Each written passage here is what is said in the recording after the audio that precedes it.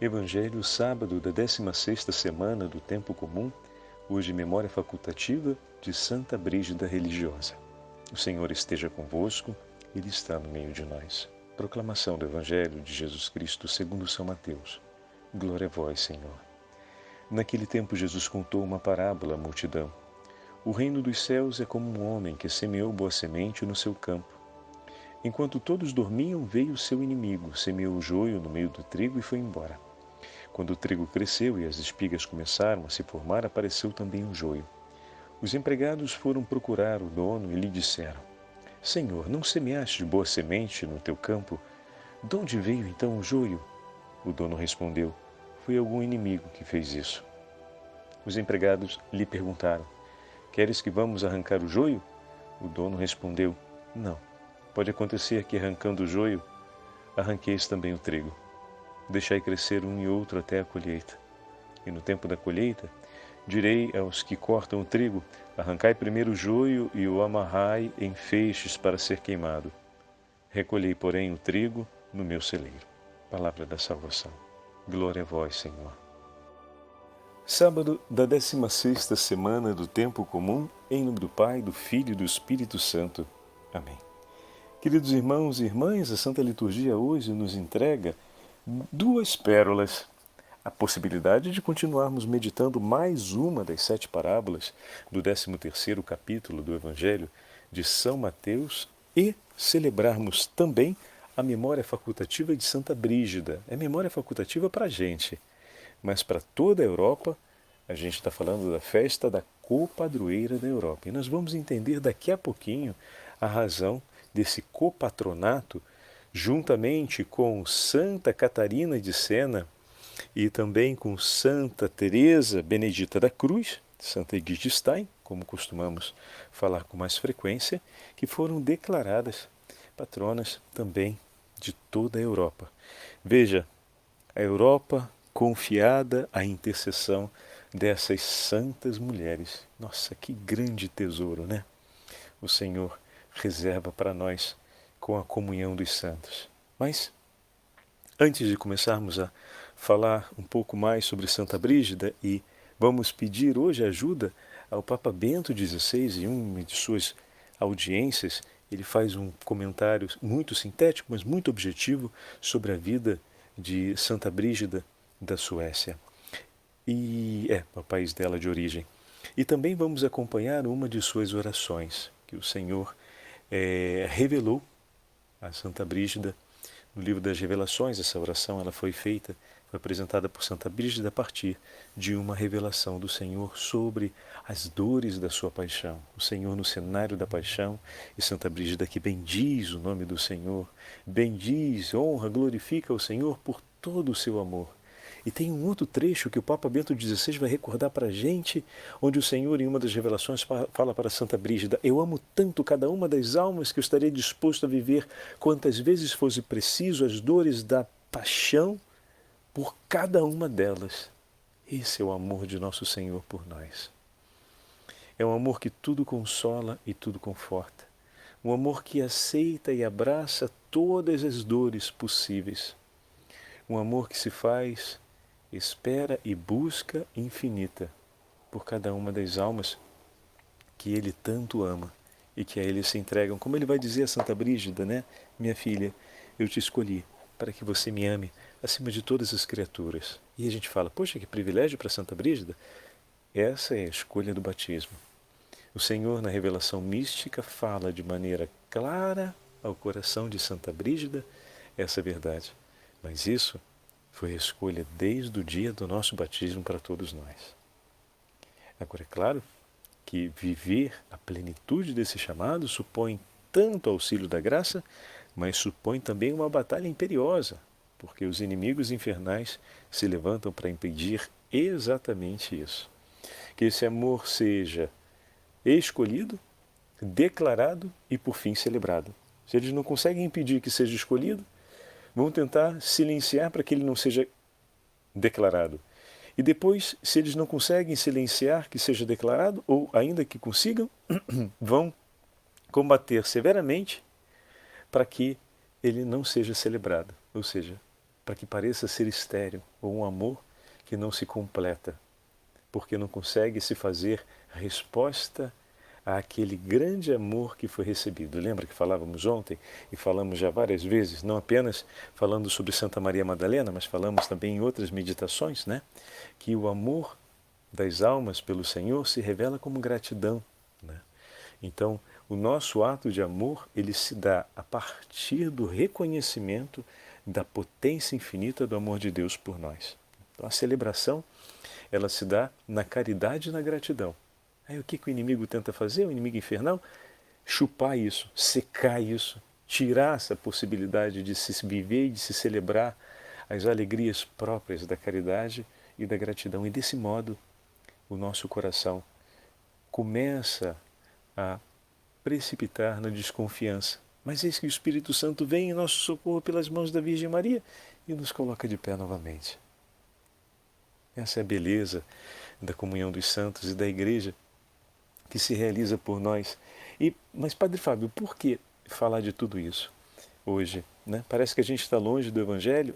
Isso tudo nos coloca dentro das duas realidades, da realidade do Evangelho e da realidade do testemunho de vida de Santa Brígida. Como assim, Padre Fábio? Primeiro sobre o Evangelho. Olhem o que o Senhor hoje nos apresenta por meio da parábola do joio e do trigo.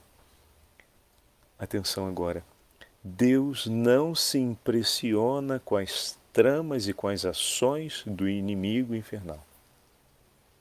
Quando é informado pelos operários, o patrão da parábola, de que havia joio no meio do trigo, o patrão, com muita serenidade, diz: foi um inimigo que fez isso.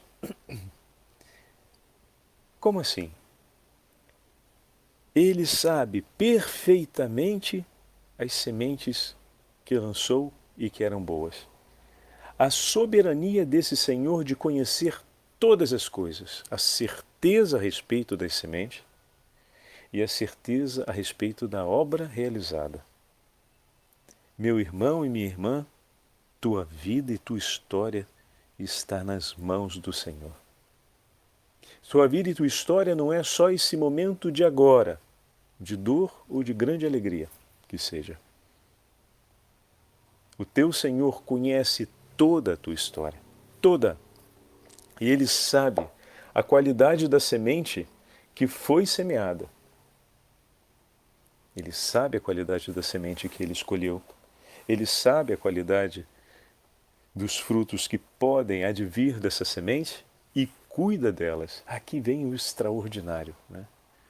O patrão decide cuidar de ambos. Que grande amor do Senhor, né? Tirar o joio pode ser o risco, pode significar o risco de perder uma única semente boa. E Ele não quer correr o mínimo risco de perder uma das almas que Ele tanto ama. Então Ele se faz bom e misericordioso para que não falte a todos, para que não falte àqueles que foram semeados e que estão frutificando, e para que não falte também àqueles que foram semeados e que não frutificarão. E aí a gente olha, né? Normalmente a gente faz a referência à semente trigo e à semente joio, mas a parábola ela faz referência aos frutos e aos que não frutificam, aos que frutificam e não frutificam. Então ambas as sementes foram lançadas, mas algumas sementes não frutificarão, né? Porque não estão pelas mãos de Deus sendo conduzidas, mas Deus oferece por elas tudo o que é necessário, mas elas não se deixam conduzir pelas mãos de Deus. Agora você, que foi semente viva do Senhor, que Ele te tomou para si no dia do seu batismo, declarou que é seu, ainda que essa sementinha esteja muito sofrida na terra, porque as demais sementes em volta, né? Peguemos essa linguagem da agricultura, as demais sementes em volta são abundantes em quantidade e tomam muita energia da terra, muito nutriente da terra, deixando a semente que poderia frutificar um pouco mais raquítica, o Senhor vem e derrama a abundância da sua graça em favor de todos, mas sobretudo em teu favor, para que não falte o que for necessário para que você frutifique. E a gente vê, poxa, como o nosso Deus é bom. Como o nosso Deus é bom. Porque oferece em abundância e tem os olhos voltados a defender tudo aquilo que lhe pertence. Deus não faz, vamos colocar assim, guerra contra a presença do mal, mas faz uma escolha de explícita predileção pelo que é bom e pelo que vem de suas mãos. É a mesma coisa que dizer, eu não vou tirar as trevas de dentro de um quarto aos supapos, né? Eu acendo a luz. Então, ao fazer predileção pela luminosidade, as trevas não perseveram no quarto. Eu acendo a luz, eu abro as janelas, eu abro a porta. E desse modo, o quarto começa a ficar iluminado.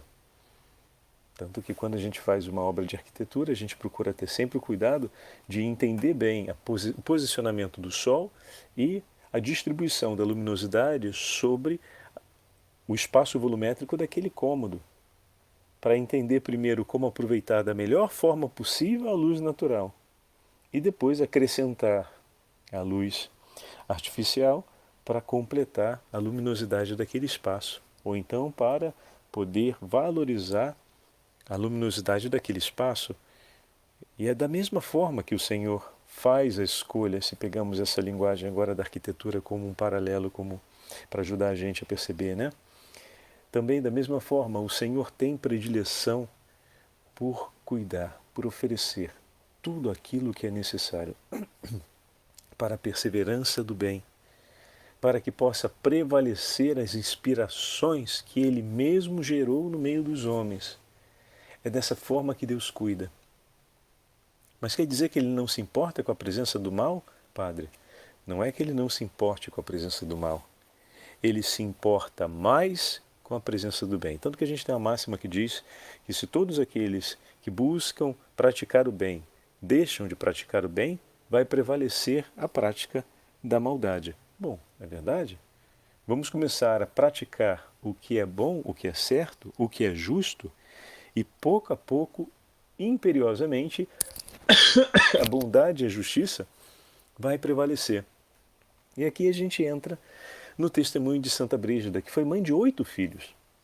E ao lado do seu esposo, lutou intensamente para viver exatamente aquilo que o Evangelho hoje nos fala.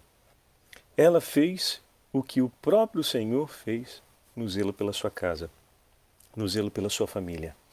Dedicou-se inteiramente a praticar como o patrão do Evangelho de hoje, o cuidado pela sua casa, o cuidado pelo reino que lhe foi confiado, o cuidado por todas depois as obras que ao longo da sua vida ela realizou. Santa Brígida é um exemplo daquela que percorreu o caminho das vocações que o Senhor foi levando desde o matrimônio até a consagração perpétua. Nasceu numa cidade perto de Uppsala, na Suécia, no ano de 1303 e faleceu no ano de 1373, aos 70 anos, na cidade de Roma. Foi contemporânea, pelas datas, podemos ver isso, de Santa Catarina de Sena. Olha que maravilha.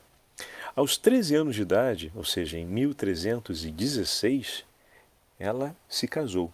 Jovem, né? Naquela época o casamento era assim. Ainda muito jovem a menina. Casou-se com um príncipe de Nércia.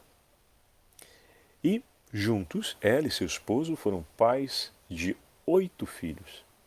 Entre eles, uma filha que depois se torna santa, Santa Catarina da Suécia. Fundaram um hospital e eles próprios, Santa Brígida e seu marido, cuidavam dos doentes e se dedicavam ao cuidado dos mais pobres. Olha que fantástico. Um casal que escolheu, assim como os pais de Santa Teresinha do Menino Jesus, viver para realizar o bem ao próximo. Além de educar na fé os seus 8 filhos, ainda se dedicavam juntos. Como é importante, meu irmão, minha irmã, como é importante a fé coesa entre marido e mulher na educação e na condução da casa. Como é importante. Às vezes, a presença da mais ligeira ambiguidade em uma das partes pode gerar uma brecha tão grande para esse relativismo do sagrado, né? Ou seja, quando o sagrado se faz importante ou não se faz importante. Quando a gente tem os pais que têm isso com muita clareza e que vivem isso de uma maneira intensa e numa comunhão perfeita, ou seja, ambos colocam a vida e o amor a Deus como o ponto principal da comunhão entre eles e como a fonte que nutre e sustenta o ato de amor de cada um deles por seus filhos e todos os demais, é um farol com luz tão potente, uma aliança matrimonial nesses termos, que é difícil que as trevas possam encontrar espaço no seio daquela família, pegando a imagem que fizemos ainda há pouco. É uma abundância tão grande de dons que o trigo semeado na seara do mundo, aqueles 8 filhos, vão conseguir receber nutrição suficiente e vão conseguir crescer e frutificar, mesmo rodeados de sementes que não frutificam. Impressionante. Em 1344, então a vida matrimonial não foi tão longa assim, né? Em 1344, Santa Brígida ficou viúva e decidiu então algo importante. Os filhos já estavam crescidos e ela decidiu, inspirada pelo Senhor, viver a vida monástica. Em 1346, fundou um monastério em Vadstena e levava uma vida austera, chegando a mendigar as portas da igreja pela necessidade de suas irmãs. Ela passa a fazer parte da ordem, começa pela ordem terceira franciscana, né? Então a mendicância é algo que faz parte da experiência espiritual de Santa Brígida. 10 anos depois, ou melhor, 10 anos antes de sua morte, Santa Brígida fundou a Ordem de São Salvador, da qual mais tarde sua filha Santa Catarina da Suécia viria a ser a prioresa. Em 1372, um ano antes da sua morte, 1372, partiu em companhia de sua filha Catarina. Eu me enrolei aqui. Em 72, ela então vai com Catarina, sua filha, e 2 filhos para a Terra Santa, fazer uma peregrinação.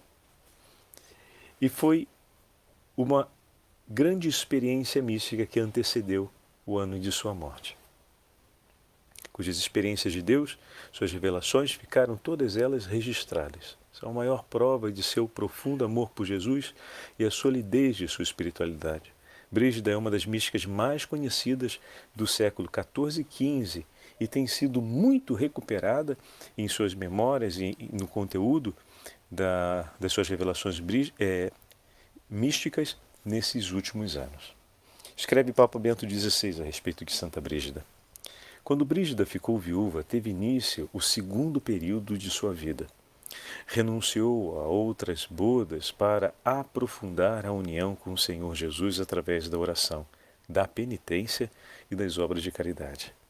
Portanto, também as viúvas cristãs podem encontrar nesta santa um modelo a seguir. Com efeito, após a morte do marido, Brígida distribuiu os seus bens aos pobres. E mesmo sem jamais aceder à consagração religiosa, estabeleceu-se no mosteiro cisterciense de Alvastra.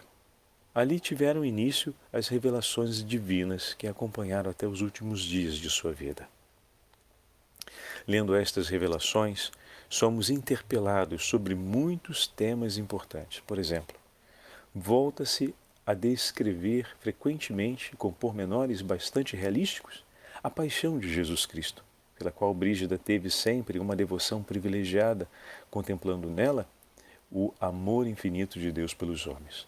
Nos lábios do Senhor, que lhe fala, ela põe com audácia estas palavras comoventes. Ó, meus amigos, eu amo tão ternamente as minhas ovelhas, que se fosse possível gostaria de morrer muitas vezes por cada uma delas, com aquela mesma morte que padeci pela redenção de todas. Também a dolorosa maternidade de Maria, que a tornou mediadora e mãe de misericórdia, é um tema que aparece com frequência nas revelações e nos escritos de Santa Brígida. Ao receber estes carismas, Brígida estava consciente de ser destinatária de um dom de grande predileção da parte do Senhor. Minha filha, escreve ela, eu escolhi-te para mim. Ama-me com todo o seu coração, mais do que tudo quanto existe neste mundo. De resto, Brígida sabia bem, e disto estava firmemente convencida, que cada carisma está destinado à edificação da Igreja. Precisamente por este motivo, não poucas das suas revelações eram dirigidas em forma de admoestação, até severas, aos fiéis de seu tempo, mas também às autoridades religiosas e políticas, a fim de que vivessem coerentemente a sua vida cristã. Mas fazia isso sempre com uma atitude de respeito e de grande fidelidade integral ao magistério da Igreja e de modo particular ao sucessor do apóstolo São Pedro, ao Papa. Então, Bento XVI apresenta para a gente um pouquinho da história de Santa Brígida, e eu gostaria de concluir a nossa meditação rezando essa oração, que é uma das frações da revelação que o Senhor fez a respeito da sua paixão a Santa Brígida, que vai louvar e bendizer a Deus pelo seu infinito amor que cuida de todos, pois não quer perder nenhuma das sementes que semeou, ou seja, quer ver frutificar sobre a face da terra os frutos do Espírito Santo, os frutos do Evangelho. Bendito sejas tu, Senhor meu, Jesus Cristo, que com antecedência predissestes tua morte, e na última ceia maravilhosamente consagraste em teu precioso corpo o pão material. Aos apóstolos o entregaste por amor em memória de tua digníssima paixão, e lavando-lhes humildemente os pés com tuas mãos preciosas, demonstrastes a máxima humildade. Honra a ti, meu Jesus, meu Senhor, que no temor do sofrimento e da morte fizeste escorrer de teu corpo inocente sangue com suor, e mesmo assim realizaste até o fim nossa redenção. Objeto de teu desejo, e deste modo revelastes de modo claríssimo a caridade que tens pelo gênero humano. Bendito sejas tu, Senhor meu, Jesus Cristo, que fostes levado a Caifás, e tu, o juiz de todos, permitistes a humilhação de seres entregues ao julgamento de Pilatos. Glória a ti, Senhor meu, Jesus Cristo, pelas zombarias que suportastes quando, revestido de púrpura, coroado de agudíssimos espinhos, permanecestes de pé e sofrestes em tua gloriosa face ser cuspido, ter os olhos vendados e com a máxima paciência ser duramente batido no rosto e no peito pelas infelizes mãos dos perversos. Louvor a ti, Senhor meu, Jesus Cristo, que te deixaste ser atado à coluna, flagelado desumanamente e coberto de sangue, ser conduzido então a Pilatos e mostrando-te qual cordeiro inocente. Honra a ti, Senhor meu, Jesus Cristo, que ensanguentado em todo o teu corpo foste condenado à morte de cruz e a carregaste com dores em teus sagrados ombros, conduzido com fúria ao lugar da paixão, despojado das vestes, assim quiseste ser pregado no lenho da cruz. Honra perpétua a ti, Senhor Jesus, que em tanta angústia, humildemente olhastes com teus benignos olhos amorosos tua excelente Mãe, que nunca pecou nem jamais consentiu no mínimo pecado, e consolando-a, a entregaste a teu discípulo para ser fielmente protegida. Bênção eterna a ti, ó meu Senhor Jesus Cristo, que na agonia da morte deste a todos os pecadores a esperança do perdão, quando ao ladrão voltado para ti prometestes misericordiosamente a glória do paraíso.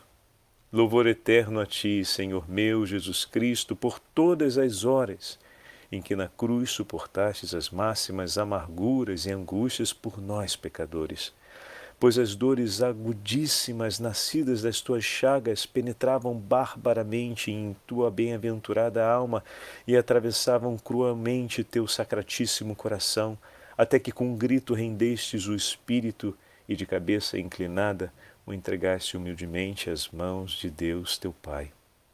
E então, morto, ficastes com teu corpo todo frio.